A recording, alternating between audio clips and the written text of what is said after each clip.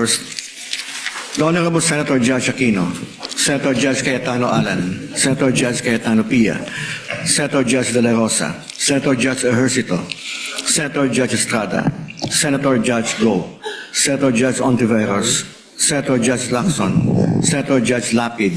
Senator Judge Legarda, Senator Judge Marcoleta, Senator Judge Marcos, Senator Judge Padilla,